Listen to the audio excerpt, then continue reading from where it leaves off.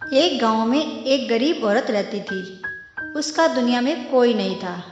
वह रोज सुबह खुद के लिए खाना बनाती और एक रोटी घर के बाहर कुत्ते के लिए रखती और फिर शहर को चली जाती, जहां एक फैक्ट्री में वह काम किया करती थी।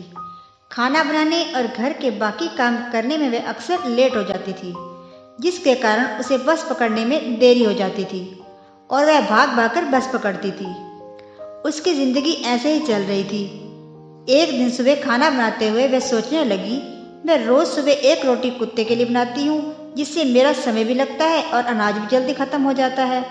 यदि मुझे अपने पैसे और समय बचाना है तो मुझे कुत्ते के लिए रोटी बनाना छोड़ देना चाहिए। यह सोचकर वह केवल 2 रोटी बनाकर खाती और बस पकड़ने के लिए घर से निकलती। जैसे ही वह बस स्टॉप पर पहुंचती है तो क्या देखती है, बस तो जा चुकी है। इस कारण उसे एक रिक्शा गाड़ी से दुगने पैसे भर शहर जाना पड़ता है। अगले दिन वह फिर से 2 रोटी बनाकर खाती और बस स्टॉप पर पहुंच जाती है, परंतु उसकी बस फिर से छूट जाती है। वह औरत सामने एक दुकान वाले से पूछती है, भैया ये बस अब जल्दी कैसे चली जाती है? क्या बस जाने का समय बदल गया है? दुकानदार कहता है, नहीं, रोज एक कुत्ता बस के आगे आकर बैठ जाता था, जिसे हटाने में ड्राइवर को काफी समय लग जाता था और तब तक आप बस पकड़ लेती थी।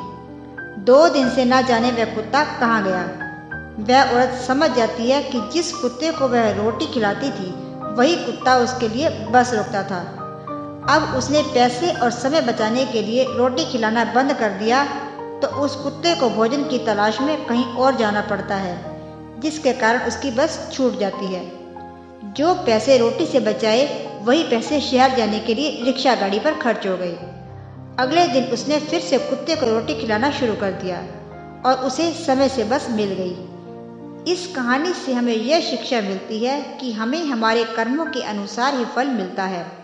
यदि हम किसी का भला करेंगे या भला सोचेंगे तो वह हमें कई गुना अधिक होकर मिलेगा, परंतु अगर हम केवल खुद के बारे में ही सोचते रहेंगे और असहाय लोगों की मदद नहीं करेंगे तो जरूरत पड़ने पर हमारी मदद के लिए भी कोई आगे नहीं आएगा।